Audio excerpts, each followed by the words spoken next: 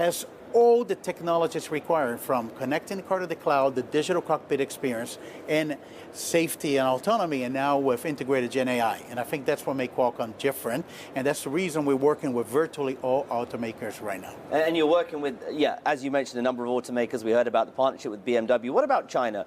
NVIDIA's made a big dent in the car market, particularly with some of the new startups coming through in China.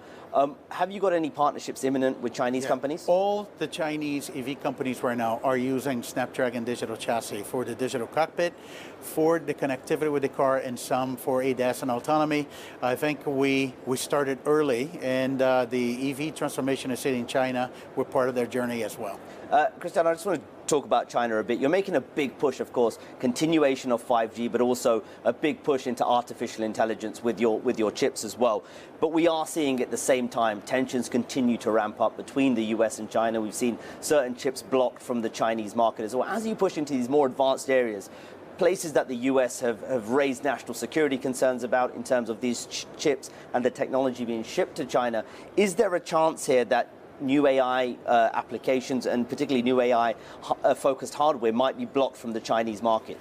Look, I think we all see, the geopolitical tensions, and, it's really difficult to make predictions, but there are a couple of things I can tell you. Actually, I'll answer your question. There's two very important data points.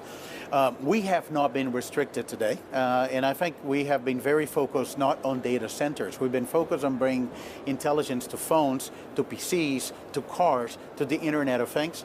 So far, I think we continue to see opportunities to grow in China.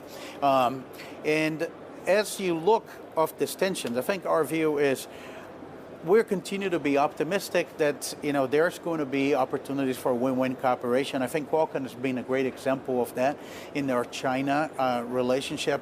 Our relationship has respect of intellectual property. All of our Chinese customers are paying for their 4G and 5G licenses. It has the ability to provide growth for every country. And we have seen a number of comments from the U.S. administration saying they're not focused on chips for phones, for cars, for PCs, and that's being reflected that we have not been restricted today. But as you look at the risks and these geopolitical risks, what are some of your mitigation strategies? We've seen the likes of NVIDIA and Intel come up with chips specifically for the Chinese market. Is that an area you're looking at? Look, like I said, we have not been restricted, so we don't have to do that. I think, like everybody, we're monitoring the situation. It's hard to predict. We're focused on what we can control, but we continue to be motivated by our business in China is in expansion right now.